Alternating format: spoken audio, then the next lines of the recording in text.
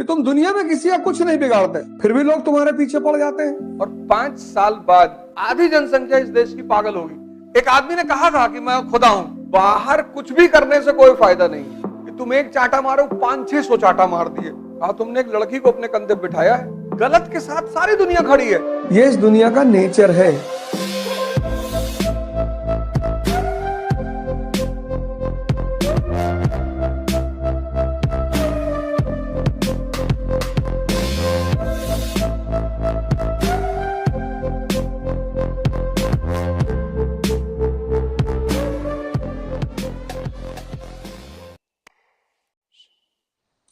मरा हुआ दिमाग के लोगों का कोई दुश्मन नहीं होता।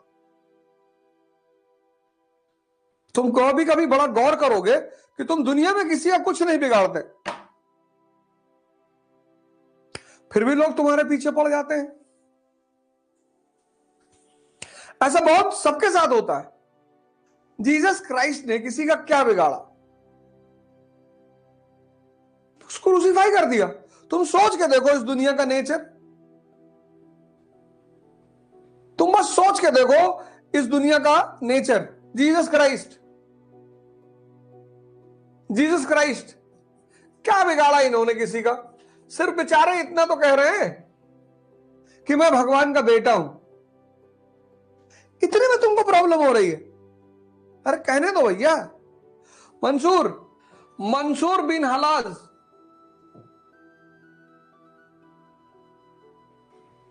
ये बेचारा कह रहा था अनहलक। तुम इसको पागल भी तो मान सकते थे। आज पढ़ना मंसूर बिन हलज के बारे में। इसी की हत्या का पश्चाताप आज मुसलमान कर रहे हैं। चलो मान लो कह दिया मैं अल्लाह हूं, इसी पे मार डालोगे और मारोगे नहीं, काटोगे।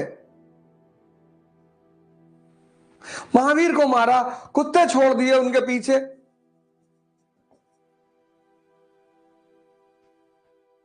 पत्थर मारा।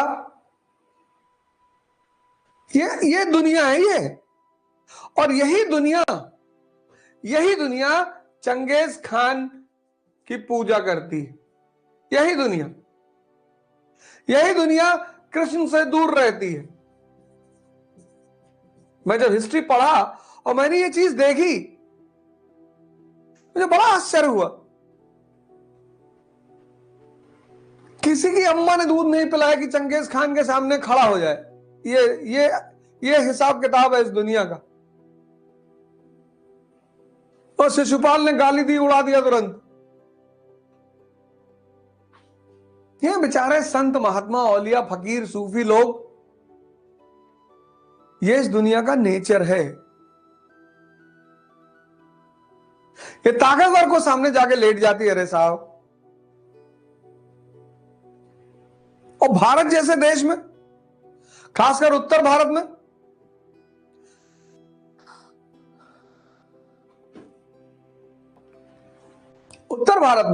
यूपी में, बिहार में, कभी कभी मैं सोचूं कि इन क्षेत्रों में भगवान हथियार लेके क्यों चला? कोई बताओ। ब्रह्मा का मंदिर यूपी और बिहार में बड़ा फेमस मंदिर, विष्णु जी का मंदिर है, शंकर जी का मंदिर है, और दोनों लोग हथियार लेके चलते हैं। नेचर आदमी का, बिहेवियर, कब बदतमीजी कर दे। चाहिए इसको सब कुछ, सब चाहिए। काश तुम एक बात समझ जाओ बस, तो समझ लो मेरा पढ़ाना सफल हो जाए कि तुम्हारे पास एक बहुत जादुई चीज है। इतनी जादुई, इतनी कि अगर तुम उसको यूज करना जान जाओ तो तुमको भगवान बना दे। इसलिए मैंने खुदा नहीं कहा, क्योंकि मुसलमान मानते हैं कि खुदा है, कोई खुदा बन नहीं सकता। लेकिन हिंदू मानते हैं कि कोई भी भगवान बन सकता है। इसलिए मैंने खुदा शब्द का इस्तेमाल नहीं किया, क्योंकि मुसलमान कहते हैं कि कोई खुदा नहीं बन सकता। सही कहते होंगे। एक आदमी ने कहा था कि मैं खुदा हूं, उसको काट डाले लोग। मंसूर बिन हलाज सीरिया में एक बड़ा फेमस सूफी था, तो कभी कभी वो जब ध्यान में आता था तो खड़े होकर नाचता था रामकृष्ण परमहंस की तरह। तो जब नाचे तो कहे अनहलक, मतलब मैं अल्लाह हूं। तो पहुंच गया मौलाना, ये बहुत बदतमीज है, ये लगा लेता है और फिर कहता है अनहलक। तो खलीफा ने बुलाया, राजा पढ़ा लिखा समझदार तो होता है, तो उसने समझाया कि गुरुजी काहे ऐसा कर रहे हो, तुम कमरा बंद करके नाच लिया करो यार। तो जिस वक्त खलीफा समझा रहा था दरबार में, उसी वक्त वो बंदा ध्यान में आ गया,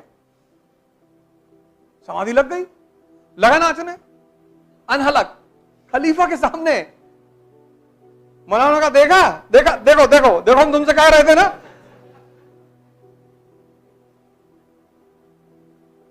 अब खलीफा के पास कोई ऑप्शन नहीं था, उसने काट डालो। और उस काटने का दुष्परिणाम यह है कि आज तक मुसलमान परेशान है, आज तक। किताब बहुत अच्छी है, समझाने वाले गायब है। वही एनसीईआरटी तुम भी तो पहले पढ़ते तो, कहां समझ पा रहे हो? और जो एनसीईआरटी नहीं समझ पा रहा है, कुरान समझेगा, गीता। अगर दुनिया में 100 लोग होंगे ना आज की डेट में, तो सिर्फ 2 लोग समझते होंगे कि धर्म का मतलब क्या है, बस। सिर्फ 2 लोग। इसीलिए जब कोई वास्तविक धर्म की बात करता है तो बाकी लोग उससे बहुत नाराज हो जाते हैं। तुम देखो जितने संत हुए, महापुरुष हुए, इनको बहुत लोगों ने मारा। अरे तुम हजरत मोहम्मद को देखो, ताइफ में कोई आदमी तुम्हारे मोहल्ले में आया है, तुम बस सोच के देखो, कोई आदमी तुम्हारे मोहल्ले में आया है और कह रहा भैया शांति से रहो, भाईचारे से रहो, उसको मारोगे? मत सुनो उसकी बात। लेकिन लोगों ने मारा, इस पे ध्यान दो। जीसस क्राइस्ट ने कहा कि मैं भगवान का बेटा हूं।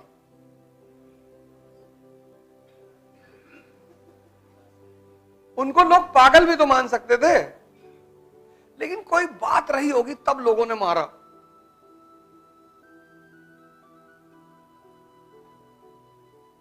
अगर लोग मार रहे हैं, तुम बस इमेजिन करो, तुम्हारे मोहल्ले में कोई आया, उसने कहा भैया मोहल्ले के लोग प्रेम से रहो, आपस में भाईचारा करके रहो, एक दूसरे का ख्याल रखो। अब इस बात पे कौन मारेगा बताओ? क्योंकि तुमने सोचा इस बात को? तब पर भी लोगों ने मारा। भाई कोई तुम्हारे मोहल्ले में आके ये कहे कि दूसरे की संपत्ति लूट लो, दूसरों की बहन बेटी के साथ बदतमीजी करो, तब तुम उसे मार रहे हो, तो बात समझ में आ रहा है। जो तुम्हें अच्छी बात सिखा रहा है उसकी सिर्फ एक वजह है, जब भी तुम्हें कोई परिवर्तन के सूत्र बताएगा,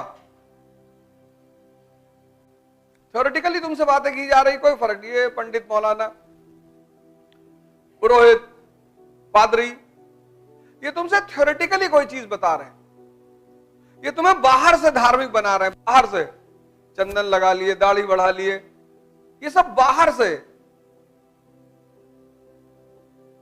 लेकिन कुछ लोग जब आते हैं ना, तो वो तुम्हें अंदर से बदलने की कोशिश करते हैं। भाई बहुत लोगों ने सिद्धार्थ की तरह अपना घर छोड़ा, लेकिन सब बुद्ध थोड़ी बने। क्यों? सब बुद्ध क्यों नहीं बने?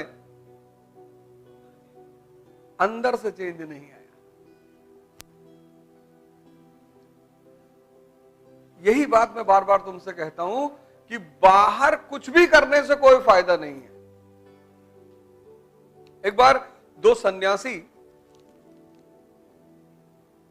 शाम के वक्त आश्रम वापस लौट रहे थे, तो शहर और आश्रम के बीच में एक नदी थी। कहानी को ध्यान से सुनना, कहानियां बहुत इंपॉर्टेंट होती। तो जब दोनों नदी में पहुंचे तो वहां एक स्त्री बैठी हुई थी। नदी की धारा तेज थी, तो उस स्त्री ने उन दोनों सन्यासियों से कहा कि हमको भी नदी पार करा दीजिए। तो उसमें एक बुजुर्ग सन्यासी था, एक जवान था। तो बुजुर्ग सन्यासी ने सोचा तो मदद कर दूं, फिर कहा नहीं, मैं स्त्री को छू लूं तो कहीं मेरा ब्रह्मचर्य ना भंग हो जाए। स्त्री खतरनाक तो है ही है। तो उसने सोचा कहीं मैं स्त्री को छू लूं तो मेरा ब्रह्मचर्य ना भंग हो जाए। तो उसने कहा नहीं नहीं यार, 30 साल से साधना कर रहे हैं, ये बवाल नहीं करना है। पानी में एंटर कर गए। जब वो बीच नदी में पहुंचा तो उसने सोचा कि यार मेरे साथ एक लड़का भी है, यंग आदमी। तो पलट के उसने देखा तो जो यंग सन्यासी था उसने स्त्री को अपने कंधे में बिठा रखा था। अब बाबा जी को तो आग लग गई शरीर में। उसने स्त्री को वहीं उतार दिया नदी के किनारे। दोनों फिर आश्रम की तरफ बढ़े। तो जब आश्रम के दरवाजे में पहुंचे तो उस बुजुर्ग सन्यासी ने उस यंग सन्यासी से कहा कि गुरुजी से शिकायत करूंगा, आज तुमको निकलवा दूंगा आश्रम से। उसने कहा क्यों? कहा तुमने एक लड़की को अपने कंधे बिठाया है। अरे उसने कहा गुरुजी मैं तो नदी के किनारे उतार आया, आप तो अभी भी बैठाए हो।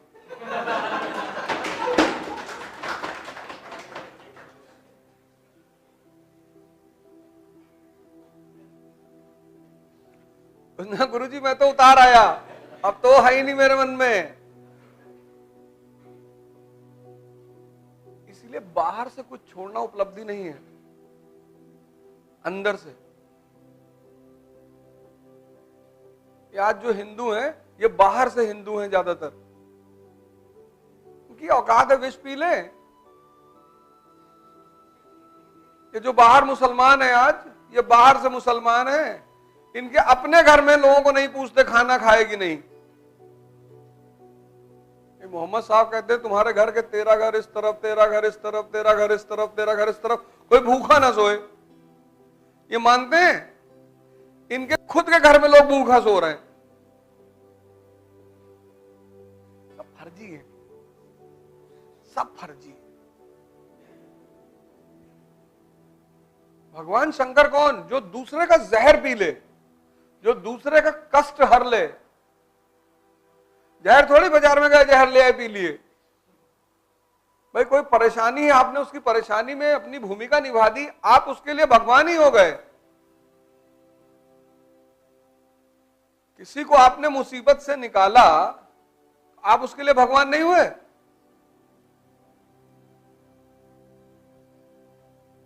इसीलिए मैं तुमसे कहता हूं दिमाग पर ध्यान दो। और 5 साल बाद जिस तरह से 1970 में ड्रामा देखने का एक ही रास्ता था, पिक्चर हॉल। 1970 में, और 1970 में पिक्चर हॉल जाने पे लोग शर्माते थे, बड़ा बुरा माना जाता था। कभी कदार कोई मूवी देखने जाता था, और जाता भी था तो गमछा वमछा चद्दर उद्दर लपेट के आता था। घर वाले तो बहुत मारते थे अगर मूवी देखते पकड़ ले तो। 1990 में ये ड्रामा घर घर पहुंच गया, टीवी। 1970 से 90 तक संडे को एक फिल्म आती थी बस दूरदर्शन पे, और ऐसी फिल्म आती थी कोई देखता ही नहीं था। घड़े का चोर, पता नहीं किस जमाने में बनी है, क्या कहानी है, कोई देखता ही नहीं था। 2000 में ये ड्रामा हर जेब में पहुंच गया।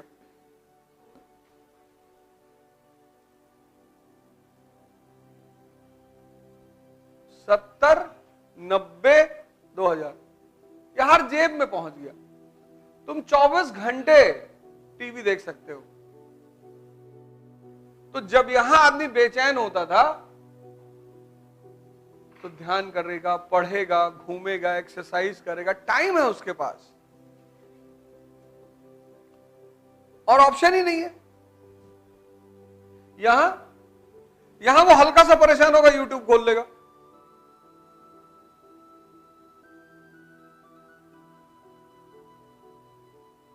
आज से ठीक 5 साल बाद तुम देखना, गारंटी आधी जनसंख्या इस देश की पागल होगी,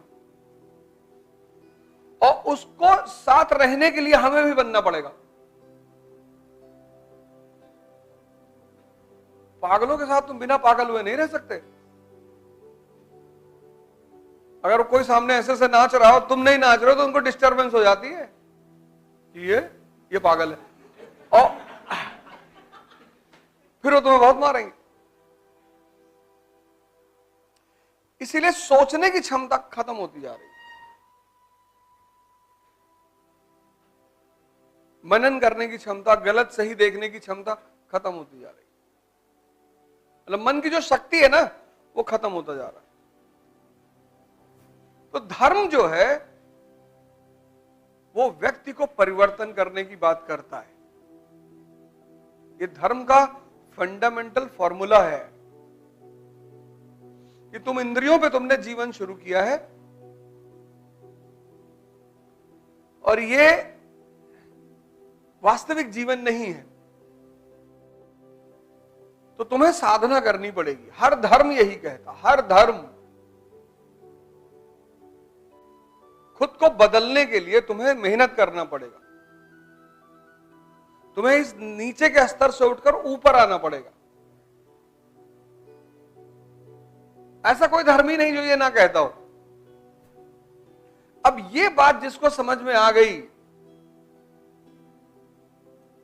वो महान हो गया, उससे मतलब ही नहीं, उसके मन में किसी के लिए द्वेष ही नहीं, क्योंकि जब सब एक ही बात कह रहे हैं।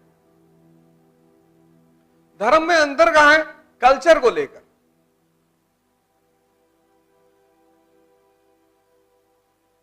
धर्म में अंतर कहां है? कल्चर, क्योंकि कल्चर किस पर डिपेंड करता है? और हिंदुस्तान जैसे देश में जहां यूनिटी इन डाइवर्सिटी है, कश्मीर, तमिलनाडु, अलग अलग ज्योग्राफिकल कंडीशन है, ज्योग्राफी, गुजरात, नॉर्थ ईस्ट, अलग अलग ज्योग्राफिकल कंडीशन है। तो जिस देश में डाइवर्सिटी है वहां तो धर्मनिरपेक्ष होना ही पड़ेगा। और खतरा किससे होता है? समझदारों से। जाहिलों से क्या खतरा? मूर्खों से क्या खतरा? राजा राम मोहन रॉय ने सती प्रथा खत्म की, उनकी मां उनके खिलाफ प्रोटेस्ट में आ गई, उनकी अपनी मां। 500 लोग सड़क पे चल रहे हैं, उनकी मां भी चल रही कि मेरा बेटा पागल है। सोचो उस आदमी को ने कितना खतरा मोल लिया होगा। गलत के साथ सारी दुनिया खड़ी है, यही तो गलत की कॉन्फिडेंस है। गलत का कॉन्फिडेंस क्या है? उसके साथ सारी दुनिया खड़ी है। सही का दिक्कत यह है कि उसको लोग मारना चाहते हैं। भगवान कृष्ण भाग गए गुजरात, बोला वे कितना लड़े यार, बचपन से लड़ी रहे, कितना चले गए। इसीलिए योगी जी बहुत सूटेबल आदमी है। मैं बार बार इस बात को कहता हूं कि वही व्यक्तित्व चला सकता है कि तुम एक चांटा मारो, 500-600 चांटा मार दिए, तब तुमको लगा हाँ हाँ बढ़िया राजा है भैया ये।